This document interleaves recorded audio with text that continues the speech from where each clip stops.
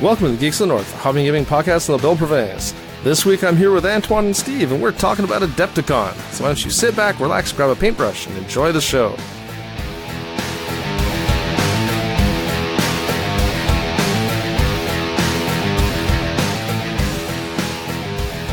Hey everyone, welcome to another episode of Geeks of the North. As always, I'm your host, Paul Filio, here this week with my co-hosts, Antoine Bergeron. Hello. And B. Steve. Hey, hey, hey. How's it going, guys? Very good. Good. You? Excellent. Can't complain. Well, I could complain, but no one wants to hear about the gross things my body's doing to me right now. Those who are my friends on Facebook have read about it, and I'm sure some of them have nightmares. In fact, one of them said as much. So, but I'm still here to record because I'm dedicated. Yeah. So that life is good. I've got miniatures to paint. What could go wrong? We always have miniature to paint. We always have miniatures to paint. That's right. That's why I'm going to live forever. All right. So this is going to be our Adepticon recap show. Several weeks after Adepticon, but we were like nearly 2 months after CaptainCon, I think, before we recorded that show. So what the hell? The delay is closer. Yeah. We're getting better with time. It's not like we have a schedule. All right. So, but first we're going to do our cool stuff on the web. Then we're going to do a little bit of hobby time as usual. Then we'll take a quick break. And then we'll come back and listen to Steve talk about Adepticon, because I was there, but I did nothing. So, let's get started with the cool stuff on the web. Antoine, why don't you take it away? So, this has passed a lot on the web in the different hobby groups. But for people who are not following those or missed them, it's a couple of painted cars. But when you load the page, it doesn't look like anything somebody painted for the hobby. It looks like a cell from a manga page. So it's cell shading done on 3 models, 2 race cars, and it's incredible. It doesn't look like a painted model. It just looks like an illustration. Yeah, well, it's not 2 race cars. It's 2 cars racing. Yeah, 2 cars racing. Yeah, sure. One's an RX-7 Model 3, and the other one is a Toyota 86, which is a little like 4-cylinder hatchback from Initial D. If you say so. Yeah. For me, it's a gray and a yellow car. Yeah, it's a good anime. It's completely unrealistic, but it's okay. It's anime. It's an anime. Exactly. It wouldn't be an anime if it was realistic. Well, you say that, and yet I had staff at my work who watched said anime and then thought they were going to become street racers. And yeah, it went about as well as you would expect. You do know that pot is only going to be legal starting July. You should tell them to your coworkers. Well, they're no longer working for me. This was a few years back, but okay. Yeah, it was hilarious. Yeah, I ridiculed them a little bit. I could only imagine you being sarcastic. Impossible. Yeah, I know. Who would have thought? Never. So but those 2 models have been painted by the Twitter user Shinga. And as you mentioned, they're based on the Initial D, that's the name of the manga? Or anime? Both. Yep. Okay. Yeah. So we'll have a link in the show notes as usual. And there's a work in progress pictures as the cars were painted, so you can see all the steps and where it doesn't look like it's going to look like anything. And at the end, it's amazing. Yeah, the end result is so cool. Yeah. And actually, if you like the look of kind of the cel-shaded paint jobs, there's a Canadian painter who's been doing a lot of cel-shaded stuff recently. So a little shout out there to Mike Cousins, Epic Duck, I believe is his painter name on Facebook. Yep. And he's got some pretty cool cel-shaded stuff he's doing for Relic Blade, I think. Mm-hmm. Which is a neat little skirmish game we've talked about a few times. And he actually just posted a picture today of a cel-shaded fox he did or whatever. It looks amazing. I have to say that style is really growing on me. I can't paint like that, but if I could, I'd definitely try it. I hear the sounds of someone typing to Facebook this right away. It's me. Looks really good. Yeah, no, he's a super nice guy. He actually Twitch streams painting every week, or a couple times a week, I think. I don't know what his schedule is, but he's worth checking out. And he's a super nice dude. He's Canadian, kind of stands to reason. All right. Sidetracked. Yeah, okay. Hobby time. I did hobby. Okay, Antoine, you're up. No, I'm just kidding. So I'm still in my my War Machine groove. I'm in such a groove for it. I couldn't think what the name of the game was. Yeah, so I've painted some Mana War models for the Kador theme list that's completely unplayable right now, but someday soon there's models coming out for it, which may make it playable. Possibly. May. Yeah, it remains to be seen.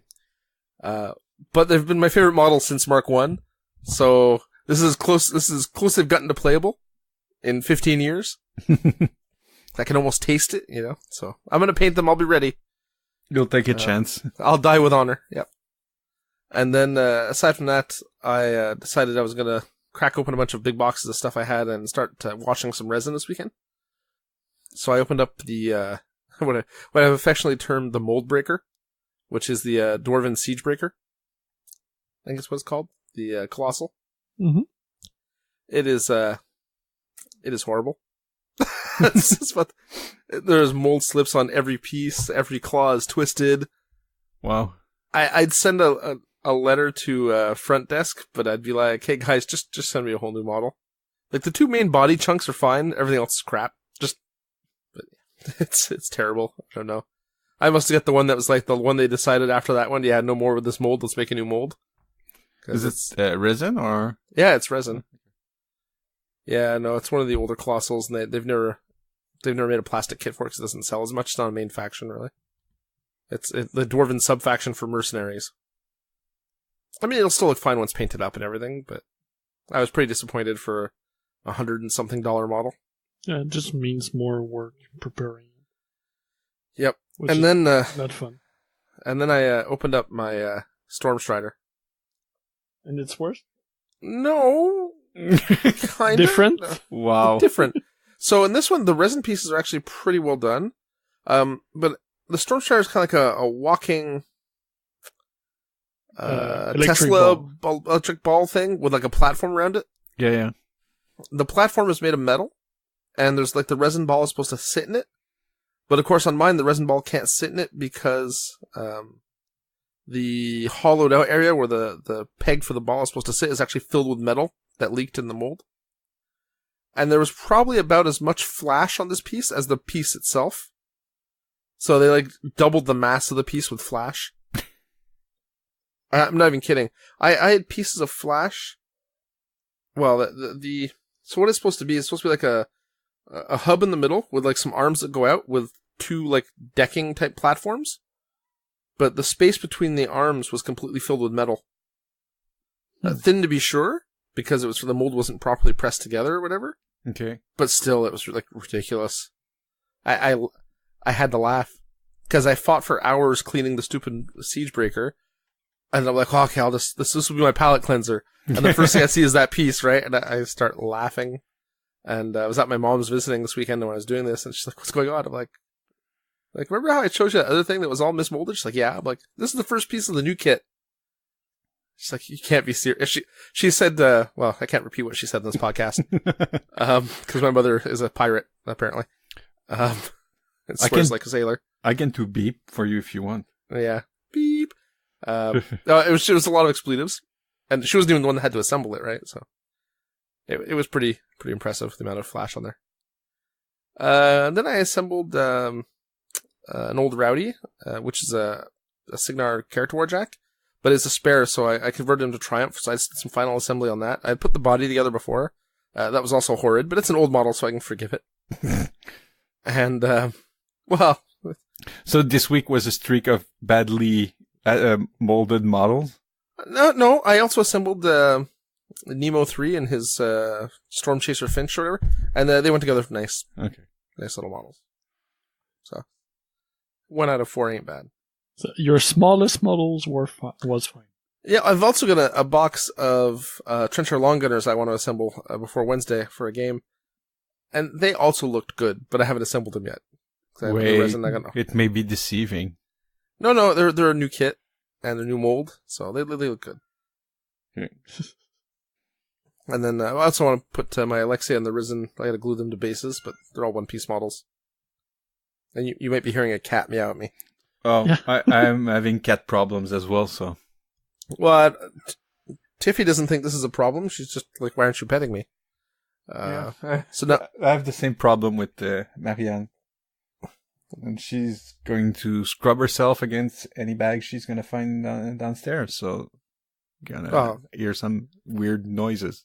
That's why bags were invented, to entertain cats. Exactly. Aside from that, didn't really play any games the last few weeks. My gaming nights have all been cancelled, or just people didn't show, or it was bad. All bad.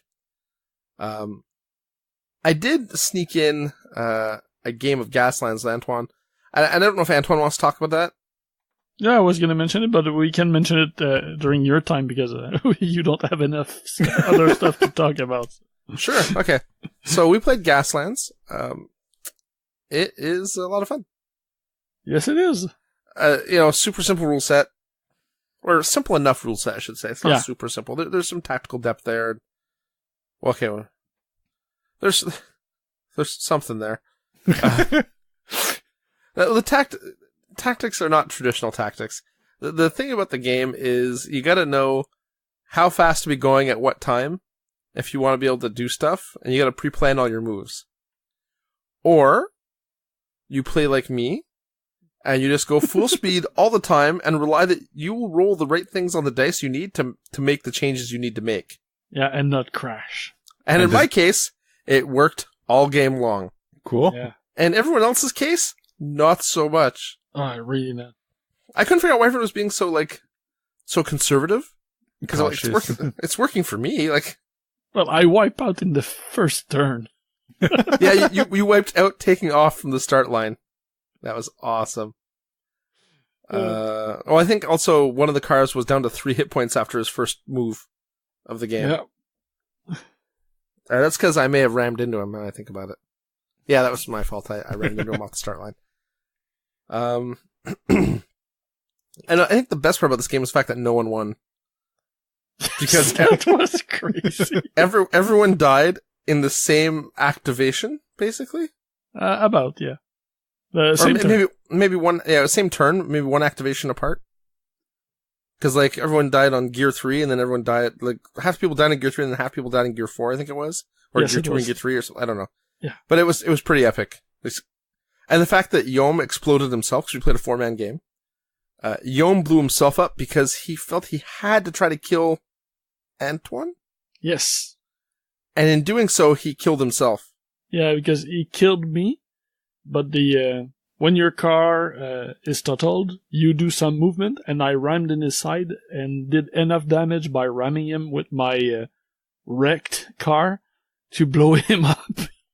Oh, you see, I thought it was something to do with his dropping Molotov cocktails on you. No, I figured he thought he was playing War Machine still and playing a Signar where he could just shoot himself and rely on the bouncing lightning to kill everything else around him. No, he just killed me fair and square. But by killing me in the position he was right in my way to ram right into him. I remember that now. With the wreck. And that did enough damage because I was going fast at that point to kill him, and I rolled maximum damage on my damage roll or something like that, and he wasn't able to survive. Well, I think he only had 1 health point left anyway, didn't he? It didn't matter. I did 5 or 6. So. Yeah. So anything done would have killed them, I think. But yeah, so it's super beer and pretzels game. Lots of fun. Minimal investment for miniatures because you play with Matchbox cars, and then guns you find in your bits box. You glue them to the Matchbox cars. Away you go. A little bit of slop and go paint job. Because you could spend a lot of time painting some gorgeous cars, but it doesn't really matter. Cause You're gonna want to ram them into scratch your paint job. So yeah, it's Mad Maxy, right? So, and it's a really good deal. I think the book is about $20 Canadian on Amazon. Yeah, something like that. And I think the Kindle version was $9 or $8 when I bought it. So it's hard to go wrong. Yeah, and after that, you need maybe from 2 to 5 cars, depending on the type of vehicles you pick up. Yeah, and that's it. And those borrow some from $1 your to kids. $2. Yeah, and you can get in your the toy box of your kids. I think the fact that we were playing with the Disney cars or the Pixar. Yes. Pixar? I don't know. The Cars movie stuff, the Lightning McQueen or whatever. That just completed the look for me. It was so ridiculous looking. It fit. Yeah, it was pretty funny. Yeah, simple games sometimes can be the best. And I think Osprey's really hit it out of the park with this. Yeah. The book itself is not that easy to read. The movement part is a pain to read through because it's super technical. But the rest of the book is fine. Yeah. Yeah, it uses templates in a similar way to X-Wing. Yeah. I will say, though, that if it wasn't the fact that I could 3D print all the templates for us, the game would have been a lot more annoying. Because we would have had to play with like paper templates or bought these super expensive acrylic ones that people offer. Mm-hmm. Yeah, we would have had to either be cardboard because just paper. There's too many of them and they're too long to just use straight paper. So, yeah, it would have been complicated. The 3D ones you printed were a lifesaver. Yeah, so that's the only downside I really see. Yeah, but then the cost of the game is so low. That worst case, you invest in a good type of cardboard and do it yourself, or just invest in the good templates. Yeah, well, the acrylic templates were like €35 or something, right? Something like that, but it's not just a template. You get everything at that price. You get all the tokens and stuff, right? Yeah.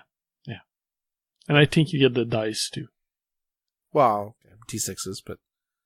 But you need the 5 special dice. Sure, you can replace them with D6, but just remembering which symbols are what and would be a pain. That's true. That's true. I forgot the special dice. Yeah, for your attacks, that doesn't matter, but for the shift dice that you roll for your handling, those would be a bit complicated to proxy with regular D6s. Yeah. So any players of Gaslands who listen to the show and live in Montreal, send me a ping on Facebook, and if you need a set of templates, I'll hook you up for a super reasonable low price of materials. Because we got to grow the community, because it's a lot of fun. Yes. So, yeah, and that's it. That's all I've played, because I suck. So, Antoine, what about you? Like last month, it was mostly sculpting. So I finished the cartoon koala that I started back in November, maybe? November or December, I don't remember. But it's done. I'm really not as happy with him as I was with the platypus or the unicorn, but he's done. So that's what I want. I want to finish pieces instead of leaving them half done on the table. So there was this one. I did a custom ball for the Canadian Guildbot Championships that are coming up in June and August. The East and West one. So that's a little curling ball on a base. Mm-hmm. So I'm casting those right now, and I even painted stone. One. I said curling ball. It's not a ball. I did a curling stone for the custom ball. This will be given as a gift to every player that participate in one of the 2 championships. So I'm casting those in resins right now. I'm about halfway through casting, I think, something like that. Yeah, nice. You painted one as well. Yeah, I painted one in the... I was going to paint it in my butcher's colors, but Steve mentioned that it's a Canadian thing. So I painted it with the super bright red with a maple leaf on it. So, to promote the Canadian tournament. So that was done. And the rest, I advanced some other pieces, like my Dwarf Guardian is about halfway done now. I just have the main body is done, but I still have the weapons to do, his giant tower shield and the cloak. So overall, it looks advanced, but there's probably at least another 50% of work to do on it. So that's not much. And a couple of conversions. I did convert a rock for the Trollbloods, for War Machine and Hordes, for my buddy Francois. Good thing you specified, because converted a rock. Rock is a character troll in the game. Well, I mean, if anyone could convert a plain rock into something, it would be Antoine. Antoine would be able to do it. Well, I sculpted a rock icon for 80% G recently, so that fit. And the other small conversion I did was I really, really don't like Truffles models for the Butchers, for Guild Ball. But I proceeded, well, I didn't proceed. I used it just the main body blue tacked on a base in a game recently to try it out, and the model didn't bug me that much, and I realized that I didn't have glued the 2 horns it has on its front. And without the horns, it doesn't look that bad. So I just scrape was there to attach the horn and green stuffed it, and it's a lot more passable. Still doesn't look really good, but the piece I like the least out of my old faction. But at least it doesn't look weird now with the tusk in front. Yeah, I think it looks better without the tusk. I'm right there with you. I think your conversion of it looks a lot better. What did I do? No matter what John says. Yeah. The only other thing I've been doing is I'm slowly working on Tisiphone, which is a model for Gangs of Rome. So for the paint all the minis, they have a monthly painting challenge, and that was done in collaboration with War Banner, I think, is the name of the company that runs Gangs of Rome, and they were supplying the models for the painting competition. We only had to pay for the shipping. Okay. So it's just a monthly challenge. So I'm working on her. Still have about a week left. I'm probably 50% done. That's what I'm working right now as we speak on the show. I'm slowly painting the robes, and that's it for hobby. Not much. Oh well, for useful hobby, the rest was casting. I probably casted since the last show around 80 pieces. How many unicorns? Yeah, I'm at 40 unicorns, a bit over 40 casted. I need to cast 55 in total. I hope my 2 molds will survive enough until then. And I'm officially stopping. I'm right now. I won't take any more orders because I don't have more silicones. I used it all, and I kind of don't want to cast more. That's enough. More time I can do other stuff and sculpt new miniatures instead of going again just casting that one. So I cast that. I cast a terrain piece for the championship. I casted models for Guillaume. He had me the stone icon I mentioned. I casted another 5 or 6 for him. And the curling stones. I casted 40 something of those already. So. Ugh. How many molds do you have for that? The curling stone I'm at 4. One has been officially retired today, and I made 2 new ones. So 4 total. A mold is good for about 15 to 25 pieces. So I should be okay with about 80 for the turn, hopefully, for everything we need. We have a hard max of 32 players here for the 8th Canadian Championship, but I don't know the max for the West. And I hope it's not too high. Yeah, I hope it's going well over there. But theirs is 2 months further up than us, so I think they just started taking leaking out information and registration, so they still have a lot more time. And we still have 2 months, and they have 2 more than that, so Yeah, theirs is in August and yours is in June, right? Yes, exactly. Yeah, beginning of June, and I think there is mid to late August, so they have time for that. It's around the 18th of August. So mid-August. So hopefully they'll be fine. And they have a strong community in the West, so I'm sure they'll be good to get to their 30 players required for the full prize package.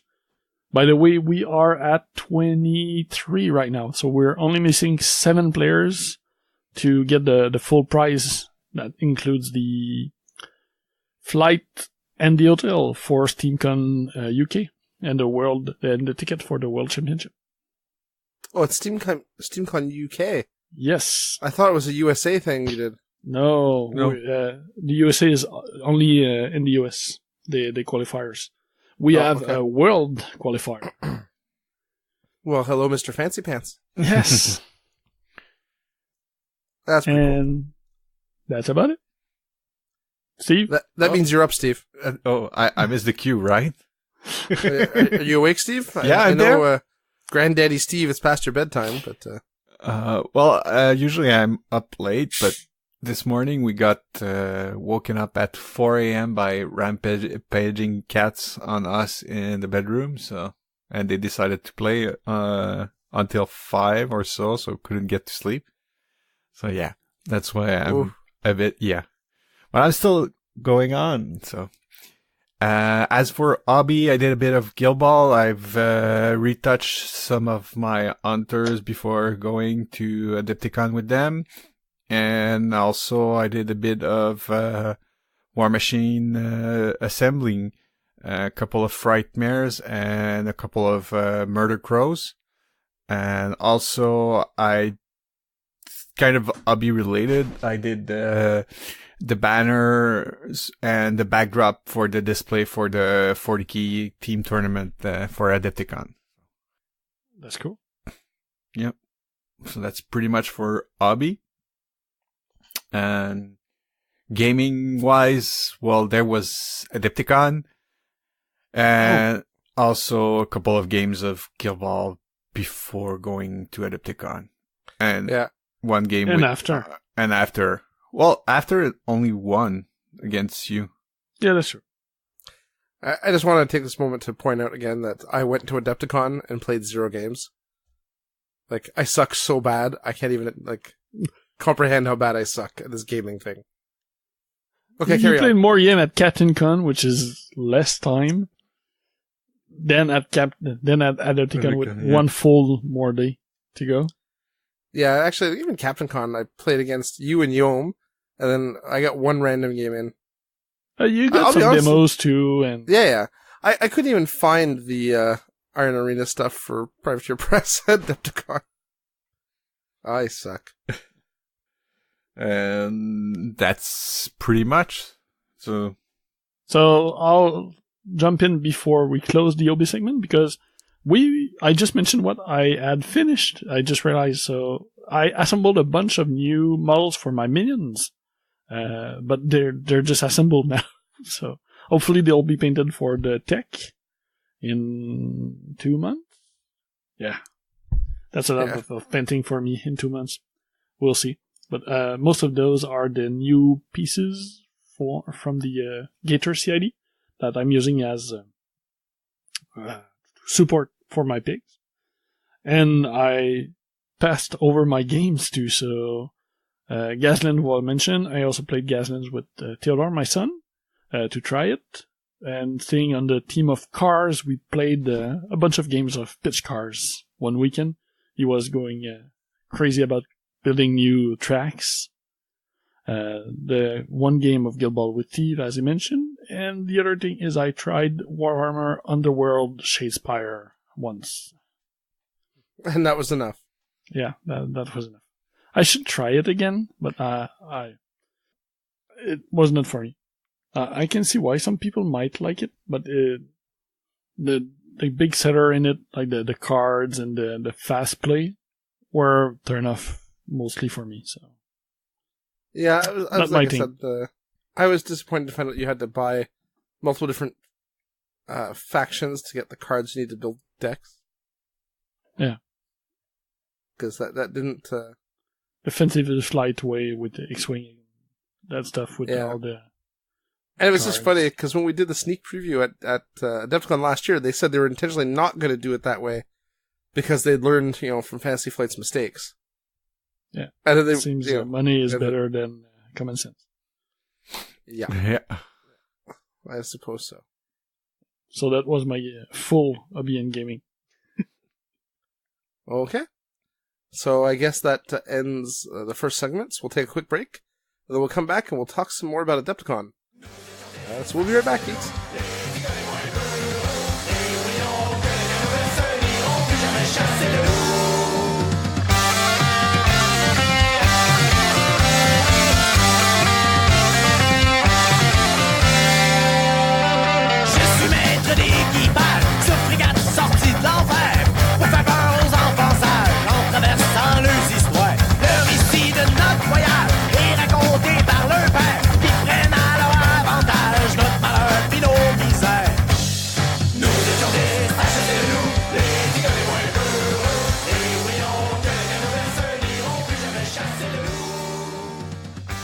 And we're back. Alrighty. Adepticon 2018. Oh, yeah. So we were insane and we drove. Steve went with his 40K teammates. Yeah. Drove on down to Chicago. I went with my buddy Ben. I went the long way with my buddy Ben. It was it was quite the drive, especially when you take an extra 3 hours because you misread the map or miscalculated distance. Wait, yeah, because it's funny. You left like on the Thursday evening, something like that. Thursday around noon. Tuesday. Yeah, Tuesday. We left at Tuesday 2 p.m. And we stopped. You arrived just a couple of hours before us on the Wednesday. Yeah, but we also stopped and slept the night, and yeah, I know. And we hit a snowstorm. There was like a blizzard and stuff we drove through. So that took extra time. But yeah, we stopped somewhere around Erie at around midnight, or maybe it was a bit later, I don't remember. And then we started the next morning, 9-ish, 10-ish, something. We had breakfast, then we went out. And yeah, we got there in the early afternoon.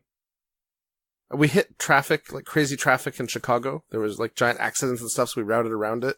Yeah, on D80. Yeah, but it still took a lot of time. Yeah, I think we got there at 2:30, 3 o'clock, something. Yeah. And then you showed up at 6 or whatever. So yeah, we only made it a few hours ahead. Yeah. So, there you have it. So Adepticon, I really went, I had no intention of really playing games down there. I brought models to kind of putz around with and play like some open gaming stuff, which didn't end up being as easy as I'd hoped. Well, so a couple things. I was super exhausted most of the time I was there.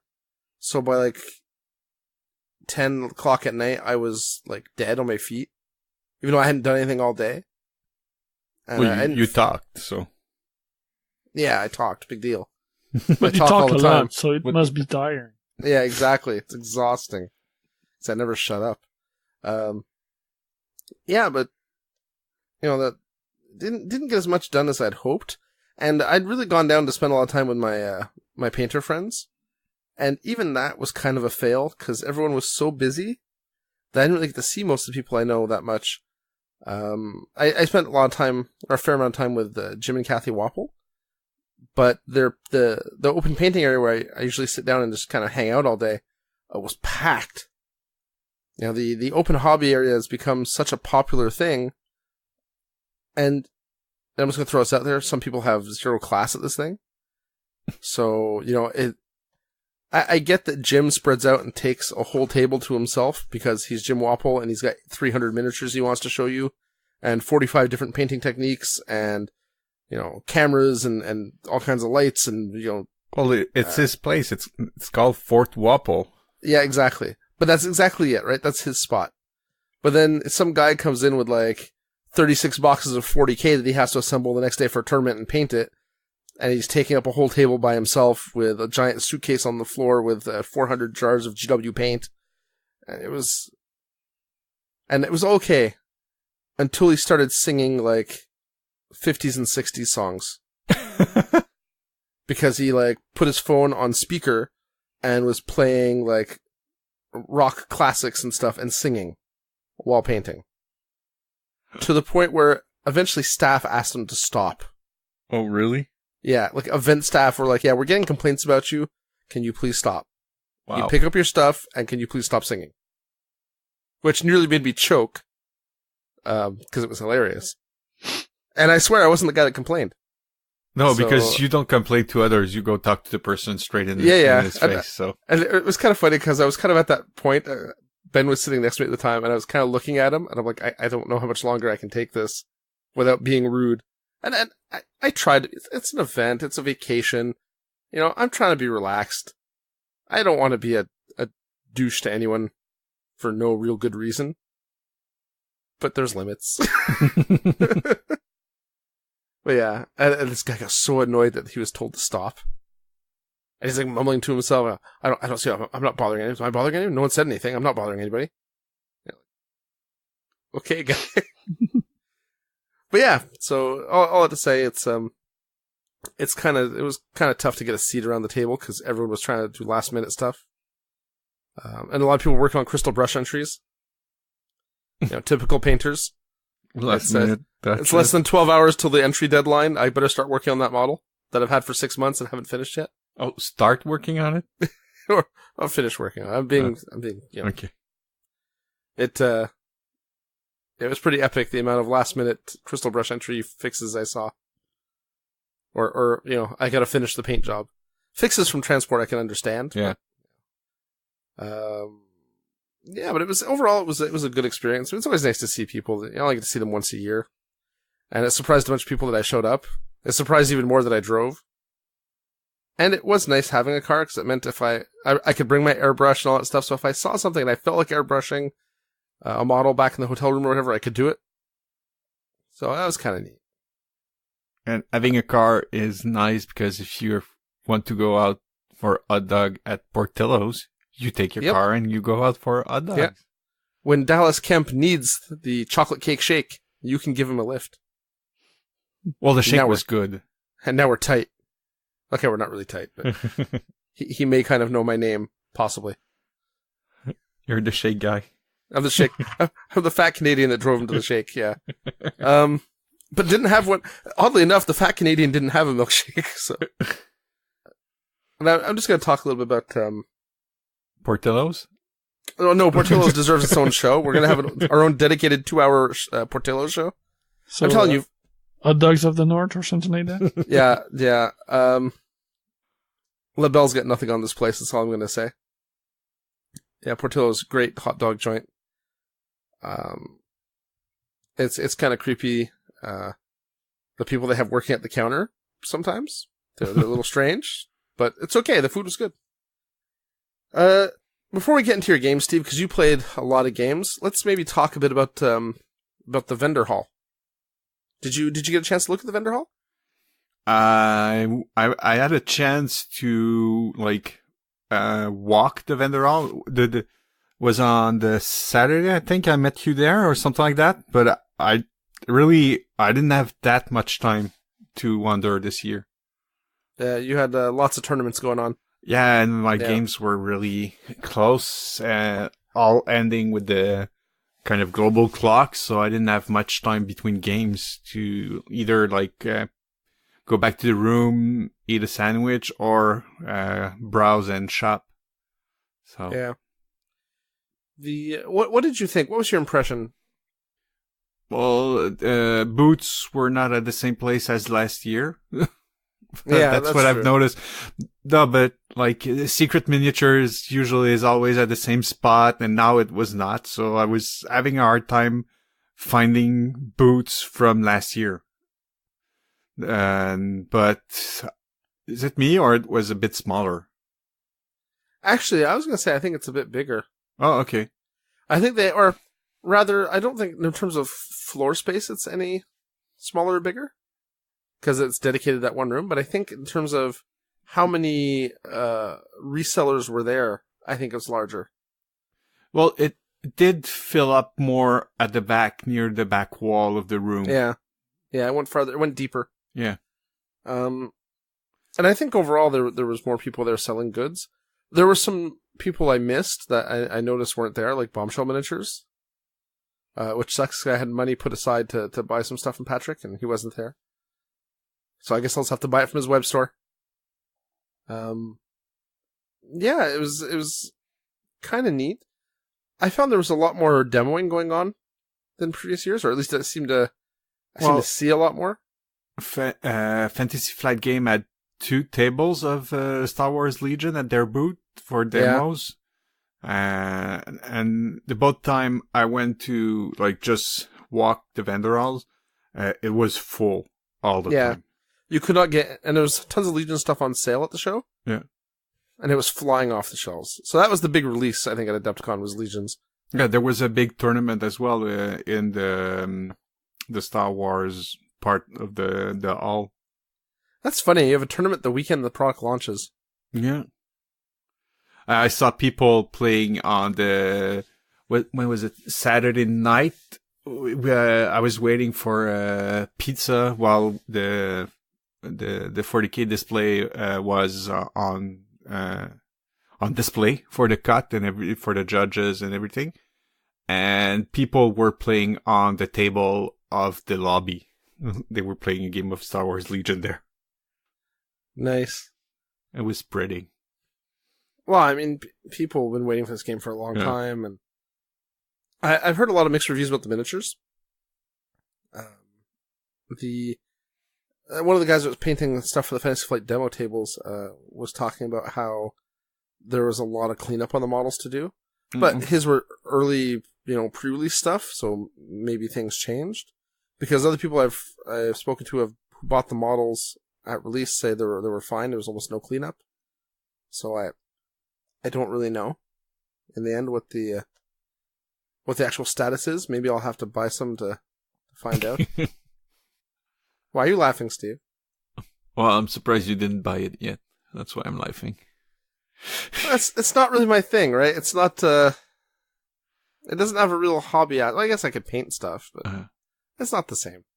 I don't know. I'm not big on games based on well-known IPs.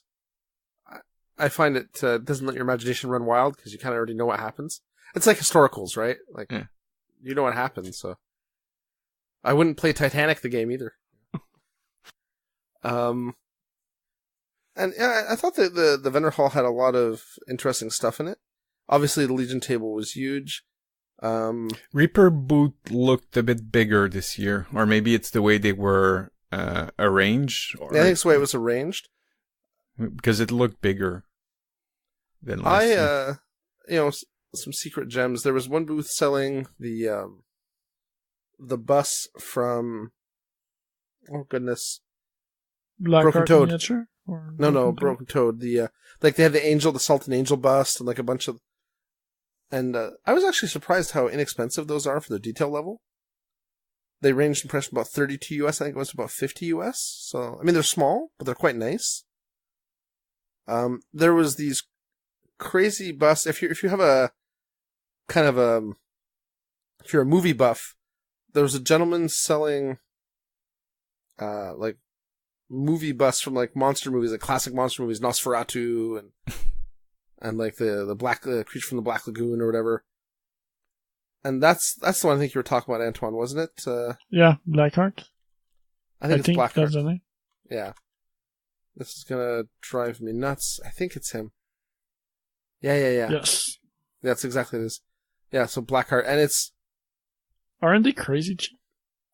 They are amazingly cheap. $20 US for a bust, and it's a big bust. I could not get over it, and they're really nicely done, and they come with a plinth. And the owner, whose name I think is George, super nice guy. If I'm not mistaken, he's a judge. And on the side, he has a miniature, sculpting bust company thing. And he calls them micro busts because what he does actually are like 1-to-1 busts. That's wow. That's his main business, I think. And for the painters, they're definitely like these little micro busts, as he calls them. And they're about the size of the palm of your hand. So they're a good size bust still. And at $20 US. It's crazy. Absolutely crazy. And there's like I said, there's the movie monsters, and then he's launched a line of, I think, 55mm or 54mm movie monster, like, whole models, the Frankensteins and whatever. And then he's got a few historical busts. Genghis Khan. I am terrible. I can't remember anything tonight. Jeez. Oh my God. Caesar, Napoleon, I don't know. No. Native American. Famous Native American. Geronimo, maybe? Yeah, could be. I sound like an idiot. Hold on. I'm just going to look this up because I'm mangling this poor guy's... Maybe the guy from the Blackhawks logo? Chicago Blackhawks. No. Or the Redskin from the football team. Well, they're famous Native American. Hold on. So the busts are called Micromania busts. That's his thing. And he's also got Cthulhu. If you want a Micromania Cthulhu, you can get that. I picked up the Unnameable, which is kind of like a demon-looking guy. He was pretty cool. Geronimo, Hannibal of Carthage, and Genghis Khan. And Vlad the Impaler. That's right. And then there's some others that I didn't see at the time that maybe he didn't have. He just launched some female busts, Vampira, Lily Munster, and Morticia. All the Addams family and the associated style. Oh, cool. Yeah. And, they were really, really nice. Just really, really well detailed. Such a good price. And if you ever want to start doing busts, we're afraid of the price point because it's a lot of busts, $50, $60, $80 to invest to try. Like, at $20, you can't go wrong. Cannot go wrong. Anyway, so that was like my secret gem of the show. I thought that was fantastic. Was there anything else that really stood out? I mean, it was always nice talking. We talked to Walker at Red Republic, the makers of Arena Rex. That's always cool. Spend some time talking to Nigel over at Muson Minis. They were selling Judgment. I'd never seen the models in person. Wow. Totally fell in love with the models for that game. I don't know anything about the game, but the models were beautiful. So, yeah. Overall, a good time at the vendor hall. Spent a little more than I wanted, but not as much as I feared I would. You run errands for me too. Oh yeah, I delivered miniatures. I delivered unicorns to all the land. So your little stuffed unicorn. I delivered one to Tom Anders. I believe his family name is Anders. Yeah, at Impact Miniatures. And I delivered one to Tom Mason, who is a sculptor who did some awesome little goblins that I picked up. Yes. Those were pretty amazing too. I forgot about them. Yeah, I'm gonna have fun with those. And who else did I get one to? Oh, I dropped one off with Mark Maxey for Yeji Kim. Mark's actually one I got some off you for Mark, Liz Beckley, and I gave one to Michelle Blastenbray. And one for Kathy Wapple. Yep. And then one to some random girl who was obsessed with unicorns that I stumbled across completely by accident, but she was so excited about that unicorn miniature that I had to give her one because she was walking around wearing an I'm a Unicorn shirt. Unicorns were her thing. Mm-hmm. Yes, for me, the good thing that I didn't spend much time in the vendor hall. I didn't make any purchases, so. Yeah, well, you were locked in the tournament rooms. Yeah, exactly. So that's a good thing. But I thought things went well. Like registration and stuff went quickly. Going back a little bit here, the organization I think is so streamlined there now. Yeah, it's so tight. They're used to it and everything. So, I mean, the lineup at 7 a.m. when registration opened was insane. So we went away, got supper, came back. 10 minutes in and out. Picked up my swag bag. Some cool stuff in the swag bag. Actually, maybe we should talk about the swag bags. Maybe we should have structured the show, wrote stuff down before we started recording. That's okay. It's ad lib. Apparently. So Steve, you got the VIP swag, didn't you? Yeah, the VIG. And I found that this year compared to last year, there wasn't that much difference, from the regular one. Oh, well, let's talk about yours, because I'll just mention stuff that I didn't get. Well, I got two miniature for God tier, and regular swag got one.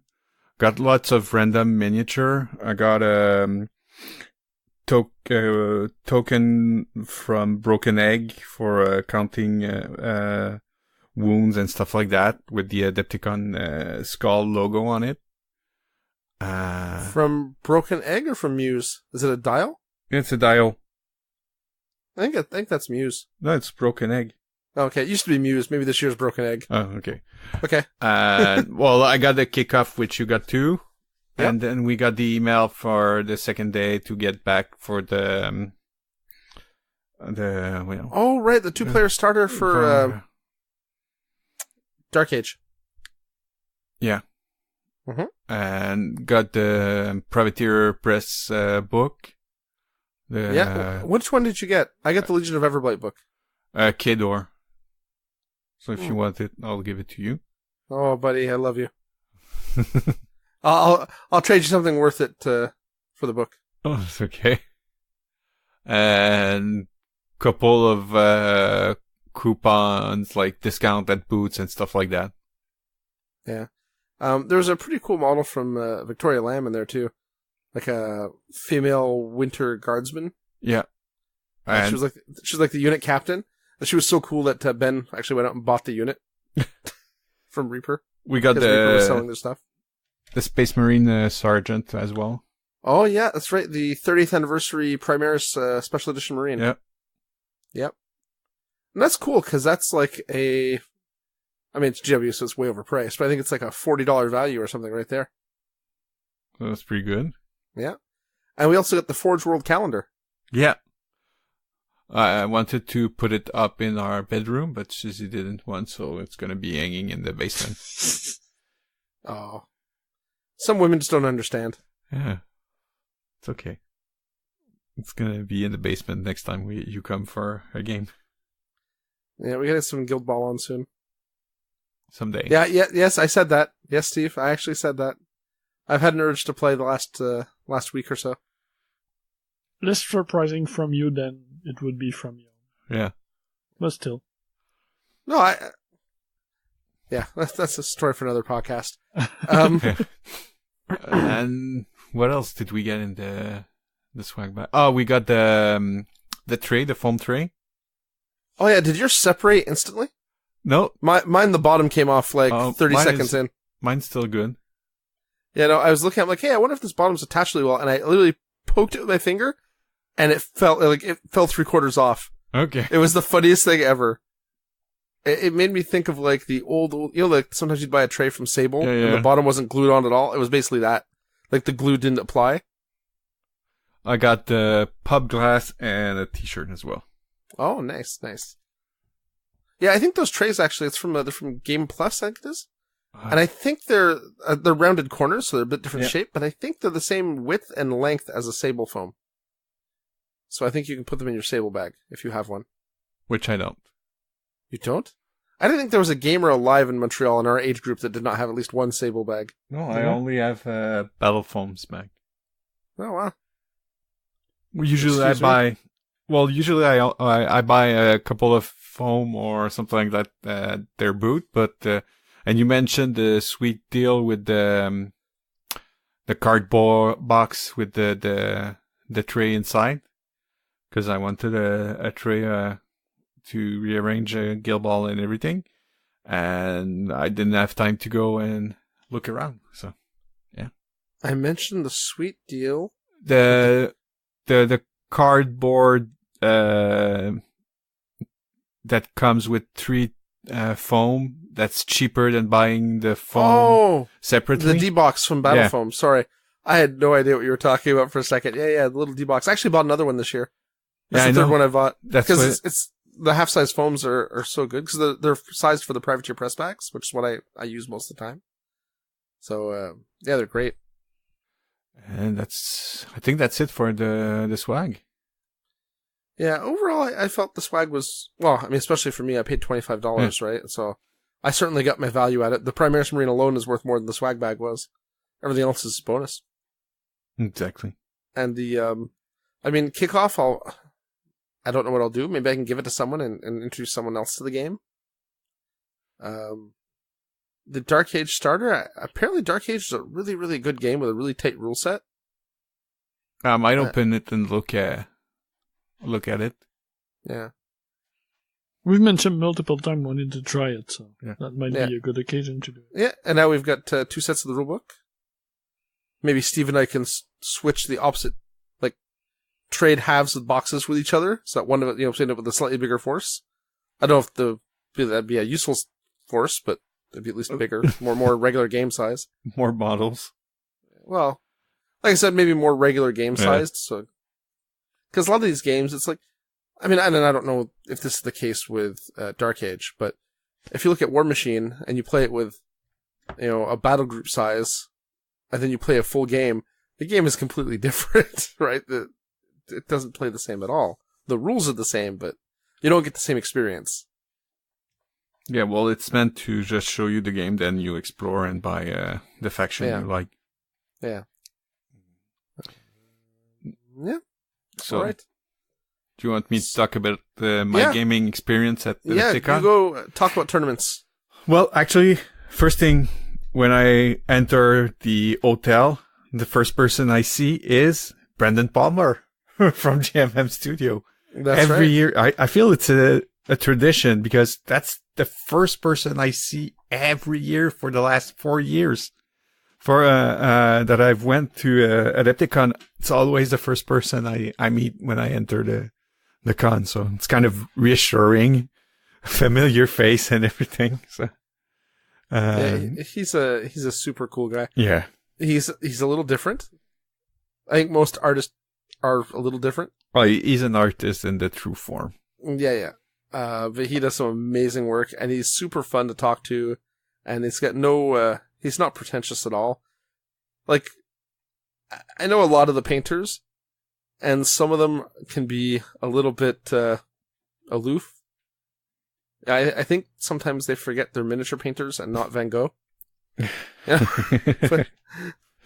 So, on the Thursday, I had the Guild Ball tournament.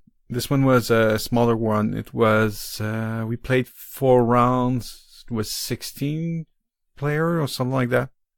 It was smaller than the Friday one.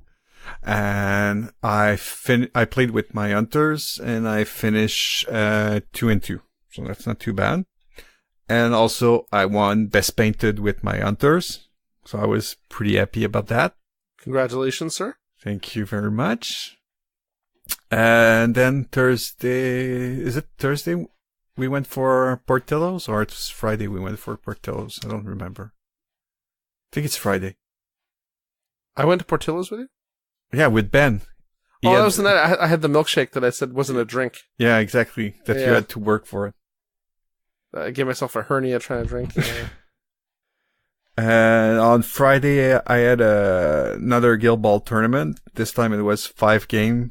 We were 32, something like that. That would make sense. And it was a pretty good experience as well. I finished 2-3, but I had fun and really liked my experience. And also, I almost played a pickup game against Ben on that night, but he changed his mind and decided to paint after we went to Portillo's. And then Saturday and Sunday were the big 40K team tournament. And with only 5 games of 8th edition under my belt, I went and compete in one of the biggest North American event for 40K. And how'd you do? Well, actually, the team, we did pretty well. I mean, out of the 10 games total, we had 8 victory, 1 loss, and 1 draw. So that's pretty good. And the only loss was when I played with the other inexperienced player, because there was nobody to pick up our mistakes and clean up. So we lost that game. But in retrospect, we didn't know really. When we talked with the others, what we could have done, they said, well, with the army we had and everything, it was hard to do something. But there are a couple of things, like a couple of gotchas, like we didn't know all the rules, so they kind of like took advantage of it. Like, but we asked questions, but they didn't tell us all the details when we asked. So like we could have asked further questions to have more details. More insight into what Yeah, exactly. Yeah. So, but it's okay. We learned and we had fun. And the army made the cut for the display and the presentation. Out of the 20 army selected, there were 4 Canadian teams this year. That's pretty impressive. But we always do. We always can do pretty well with that. Yeah. So it was pretty nice. And in the end, the team won best team in presentation. And got the perfect score for painting and team, and also the unanimous vote from the guest judges. And all the players gave us the maximum scoring for team and presentation as well. So it couldn't have been a higher note for painting. And also, I like how you keep specifying for painting. We're not. How was your sportsmanship scores? I'm just kidding. Well, it wasn't that bad. I'm just kidding, Steve. But we finished 7 points behind the first place overall. So that's not bad at all. That's not bad at all. We finished third overall, so pretty good for a team composed of 2 good players and 2 guys who almost never played 40K. 2 guys who like to roll dice. Yeah. Exactly. But actually, Vince followed my suggestion a couple of times on the Sunday, because I was having like crazy. Well, you know, Paul, I often have like crazy long shot ideas, like you do that, and it's gonna be awesome, but most of the time it fails. But I had those crazy ideas, and Vince was there to tone them down, and he made them work by adjusting. That's what we have to do with you, Steve. Exactly. It was like in Guild Ball, right? When you're like trying to do stuff, and I have to be like, well, Steve, do you know what the odds of that succeeding are? Let's do the math. Let's break it down. And like, oh, okay. It's okay. Fine. So he was there to to tone down things, and it was a pretty fun event. I had fun. Well, sometimes you just have to go for the long shots too, right? Yeah, exactly. And we met one of our games on the Saturday. There was a former fantasy tournament player. He used to go to ATC and everything for a Warhammer Fantasy, and he switched to 40K, but he was still morning fantasy. I think we all are, Steve. Yeah. I don't think that's ever going to go away. I don't think so. Just like, you know, when your parents die, you never stop loving them. It's the same idea. So exact same thing. Exact same thing. But for me, I had a blast at Adepticon. I played lots of games and met a couple of people. And even I didn't have time to meet all the people I wanted to go, and like the people I only see at con. I only got like 2 minutes with Domus, barely met Alex Gonzalez, the guy running the AOS event. Yeah, the organizer, yeah. Yeah, I just managed to say hi, and he was busy like going for judging and stuff like that. Domus was in the middle of round, so we couldn't talk. So, yeah, it was too much. Alex still doing is Alex still doing Garage Hammer? Do you know? I think so. I haven't listened for a long time, so I wasn't sure. I think he's still doing it. And I didn't spot Relian, well, Brad Schwantz. I didn't see him this year, so I missed a couple of people that I usually see. And Brandon, I only saw him when I came into the con. I went to his booth 2 times, and well, obviously he wasn't at his booth, and I didn't see him again during the weekend. Yeah. He kept looking for you. He kept finding me at Fort Wapple and being like, "Where's Steve?" I'm like, well, he's around. He's in tournaments and stuff, but he's here. I'm gaming. Did you see the Skull Bros? No. Yeah, I didn't see Rotor. Actually, I don't usually see Rotor. I hear Rotor. Yeah. Yeah, I didn't. I saw. I barely saw Andrew Atkins, who was playing Batman Miniature. Oh, that's right. He was there. Our buddy from Ontario. Yeah. Well, because Batman was in the same hall as Guild Ball and the board game gaming section as well, where AOS was last year. Wasn't and the streaming table Bolt Action was there too, wasn't it? Yeah, and the streaming table from Warhammer Community was there as well. Right. Because AOS was in the same hall as the vendor hall, and they were at the same place as the on the same side as the X-Wing going on.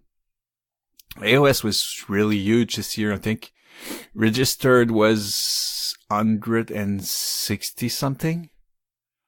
That's crazy. And showing was around 120, something like that. I mean, I don't understand it, but if people have fun playing the game, it's all that matters, right? Yeah, it doesn't matter. It's not for me, but obviously it's for a lot of people. So I'm glad to see it's successful. And the double was really full as well. So they're doing well, and they're hoping to go to 200 people next year. Well, you had 160 registered, and how many showed up? 120 or something like that. It seems kind of premature to go to 200 when. Well, but anyway, it's still a big chunk of people, right? Yeah. Odds are they will be able to have that many registered, but there's always drop even for people who for trade. Sure. So. And then there's like the first round drops, so people who lose the first round or whatever, and the second round, and decided that if I can't go to the end table, there's no point in continuing. It was 24 people on the Thursday for Guild Ball, and nobody dropped. That's cool. Yeah, that's rare actually. That's pretty much it for my Adepticon, and then we drove back on the Monday morning, leaving Chicago at 3 a.m. We didn't get any traffic, so it was pretty good. Yeah, we left on the Sunday around lunchtime, and we made it back to Montreal around midnight, or maybe it was even before lunchtime. You left around 9:10, something like that. That's right. Sorry, I didn't. I was thinking I went to the hall that day, but I didn't. That's right. We left in the morning. Yeah, we left at like 10 a.m. No, 9 a.m. our time, 8 a.m. their time, or maybe it was 9 to 10. I don't remember. Anyway, we left early. That's right. And then with stops and stuff, it was like a 15-hour drive.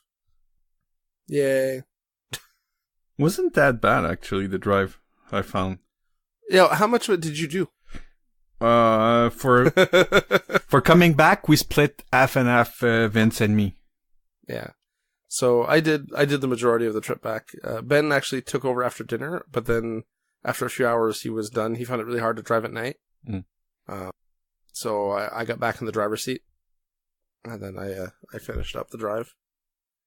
Yeah, I drove from just before around London, from London to Montreal on our way back, because Vince and Dom had more driving to do after that. So yeah, they had to go to Quebec City, right? So. Yeah, Dom was going to Quebec City and Vince was going back to Sherbrooke. So that's why I did the last part, so they could at least rest a bit and be up and running for their last stretch. Yeah, for the 2-hour stretch. Yeah. Actually, I don't know how far it is to Quebec City. I know Sherbrooke's about 2 hours. Yeah, Quebec City is 2.5. Yeah, it's brutal. Makes for a long day in the car. Yeah. I'm glad you had a good time, though. The my We noticed that the Canadian border crossing guard was a lot more understanding of why we'd gone to the States than the American crossing guard when it went down. It was like, why are you going there? Like, oh, it's a miniatures tournament, wargaming. Is that like video games? I'm like, well, no, it's kind of like a strategic board game, but with miniatures that we assemble and paint. Are you serious? Yeah, we just say toy soldiers when we are at the border. It's easier. The woman had such contempt for it. It was, I almost had to laugh at her because it was, that would have been bad because she was super serious, but it was like, it was so plain to see the amount of contempt she held us in because we were two, 40 something year old men going to play with toys, driving 15 hours to do so. Yeah, it was pretty harsh. The guy on the way back was like, "Did you win?" Like, "No, sorry." He's like, "Coming back in shame then?" Like, I guess. Yeah. I didn't want to tell him I didn't even take my miniatures out of the bag, man. Like, but yeah, no, it was, the experience overall, the drive wasn't that bad. I would do it again. I think I need to find some way, since the painting just doesn't seem to work out anymore. Last year was kind of the same thing. I didn't get to paint as much as I wanted. I may actually have to go there and start planning to play in tournaments or something to fill my time with. Yeah, but I don't think I'll be in the same tournaments you're in, Steve. At least do one event, maybe. Plan one event. Well, there's honestly, there's the 40K friendly that people are raving about. The 40K friendly is awesome, and I've tried to get into it, but I've never managed to register for it. Oh, it fills up quickly? Instantly. Oh, okay. Instantly. Like, I think that's one of the events that everyone runs to hammer the buy ticket for. Okay. And, that's one of the things that crashes the website. Well, it's a super popular event. The website crashes every year. Yeah. The thing is, I just don't know if I have the stamina. Like, I just can't do an 8 a.m. till like 6 p.m. event with no breaks, and I find that super rough.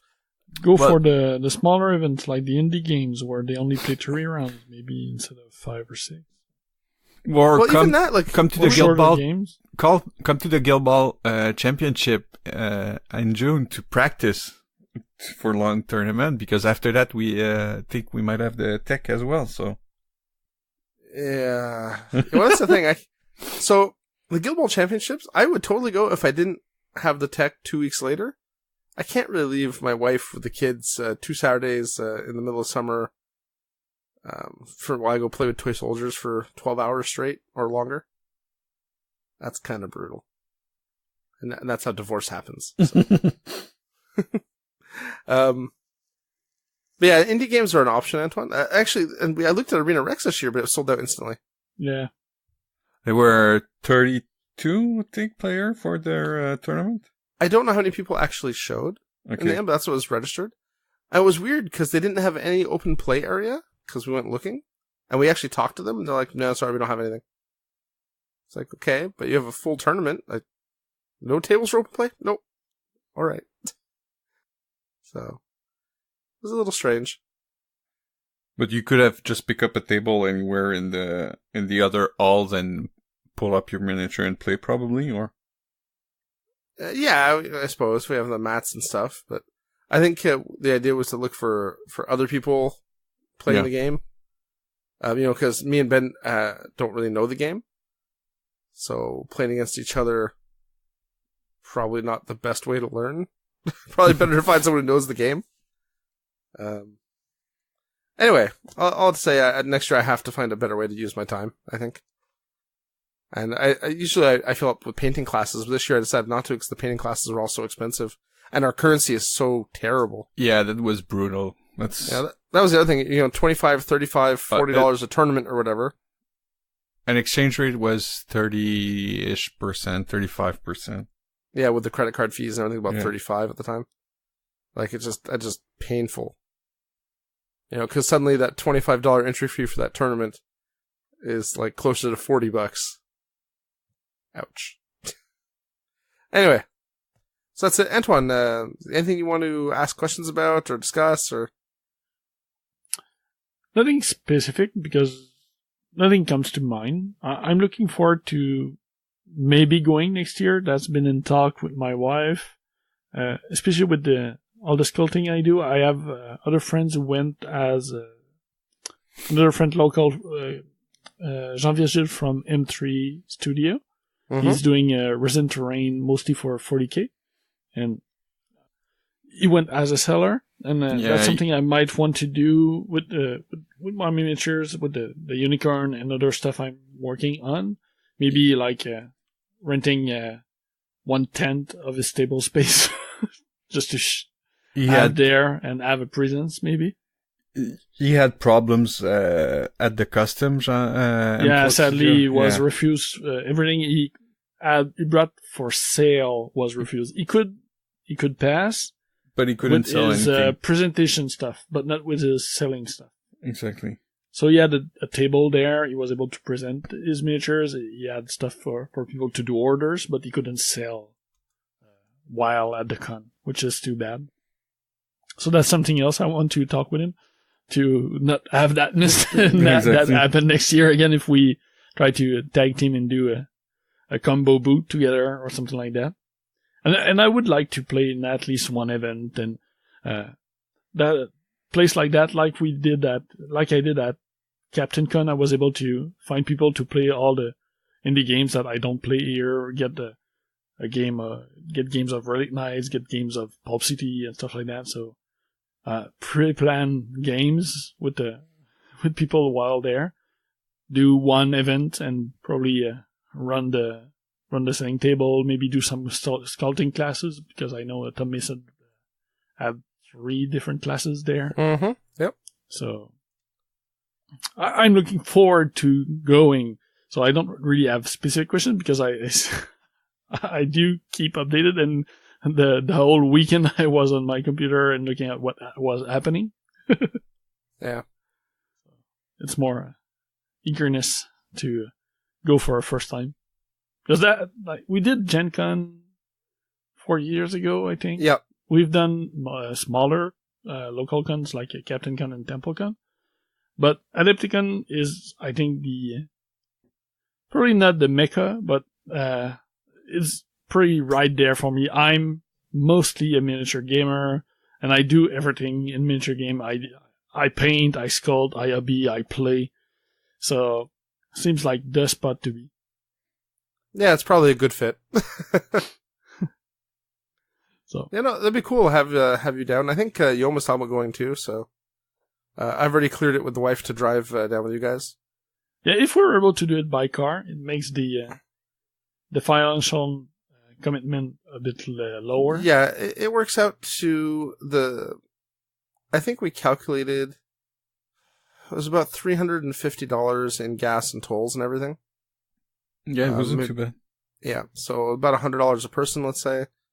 Actually, it was a bit less than that, because the tolls would be a lot less, so about $300, about $100 a person in gas. So that's really not too bad. And all of Yom's hot air will make the car lighter, so it'll be more fuel efficient. So yeah, you didn't have had a jab yet. So. There we go. Yeah. I realized, I was like, oh shoot, I haven't insulted Yom yet. Gotta take care of that. And then we actually found a really good hotel that was right next door, and I think it was about $80 a night. That's good. US. Yeah. For us, it was at the con. It's $150 per night. Yeah, and this was literally. But we were splitting the cost at 3, so it wasn't too bad. Yeah. Yeah, well, that's just it, right? If we're splitting the cost 3 ways on $80 a night, it's even better. Yeah. Because I think we spent about $300 and change on gas and about $480 Canadian on the room after the exchange, and we were there for 5 nights. So, cheap. Right? Tuesday? No. Yeah. You can count the other room. Yeah, count the other hotel room. Yeah. So yeah, it was really affordable. All right. I guess that's about everything for Adepticon. Think so. That's a wrap. Yeah, and I think we have a couple of events we want to talk about, though, before we sign off for the night. Yes, so there's a bunch of upcoming stuff. Usually we don't mention timely events, but might as well. So, first one coming in a month, there will be an introduction to Sculpting, done by Sylvain Quirion from Ainor Miniature. He's coming to Canada for a big trip with his girlfriend / wife. I'm not too sure on their marital status, but he's doing a stop in Montreal, and he will be giving a sculpting class at l'Abysse on May 5th. You will be able to register soon. We're only missing some information with the store to prepare the online payment, but there is already an event that I run, so if you look for Introduction à la sculpture de figurines, or anyway, we'll have a link in the show notes. So look for that. It's $80 for the full day of sculpting tips, and you'll get some material also at the same time for what Sylvain will be showing. After that, next up, we have what we already mentioned, the East Canadian Guild Ball Championship. That is a qualifier for the World. It's on June 2nd. Yeah. We still have 9 spots left. If 7 of those fills up, we do register for the big prize support that includes the airfare and the hotel. So that's nice. It's 5 rounds of Guild Ball. There's people from everywhere already registered. We have people from Alberta, Toronto, Ottawa, Nova Scotia, and I think we have somebody from Chicago. Yeah, a couple of guys from the United States as well. So what happens if they come up and win the East Canadian qualifier? Oh, it's the same. They get the travel and everything. That's all. It's probably better for Team 14 because it's probably cost less to fly them to the UK than us. Fair enough. Well, if you want, Paul, we can have a shot at the West Canadian one in Calgary mid-August if you want. Yeah, sure. I'll get right on that, Steve. Yeah. And the last event we meant to mention is back in episode 40, we talked about running Colore ton Monde, which is a painting event we were looking to do last year.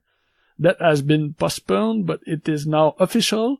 It's gonna run on July 21st. Not all the informations are out, but there will be a Facebook event soon. We also have a sub-page on the Geeks of the North website right now, just to have some basic information.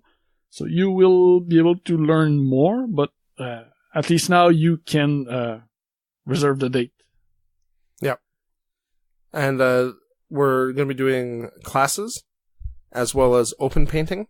So even if you don't have an official class scheduled, you can still come in and talk to artists and, get some feedback and improve techniques.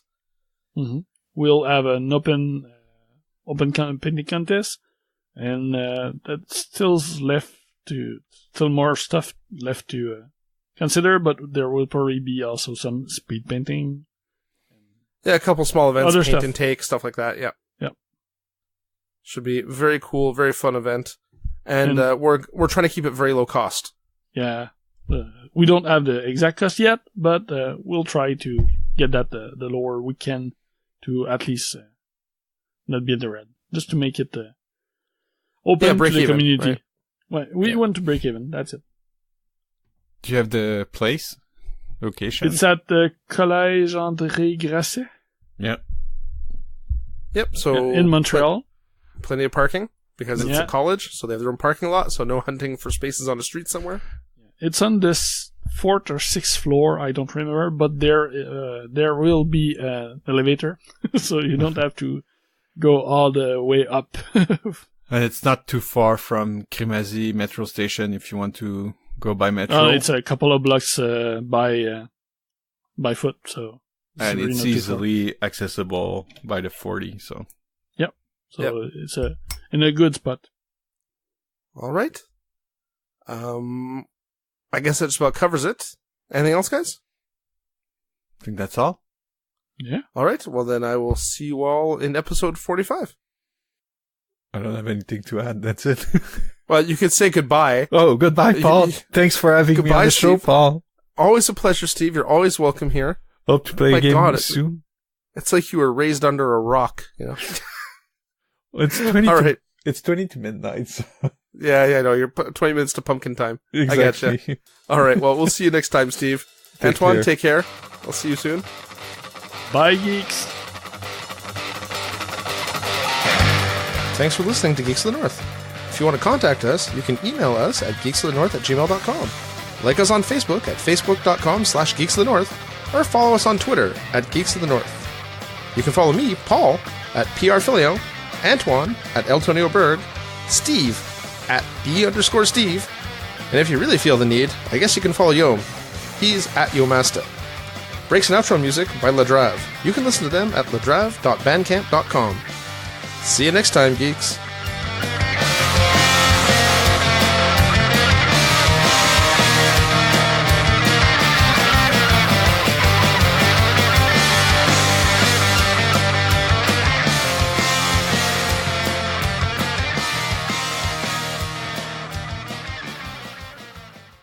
Thank you for checking out United Geeks Network family member. If you enjoyed it and are looking for other online media with a geek culture slant, head over to UnitedGeeksNetwork.com, where you will find Who, What, Why, a game design podcast. A podcast that talks about the ins and outs of game design with game designers. The United Geeks Network. You can broadcast your geekiness at UnitedGeeksNetwork.com.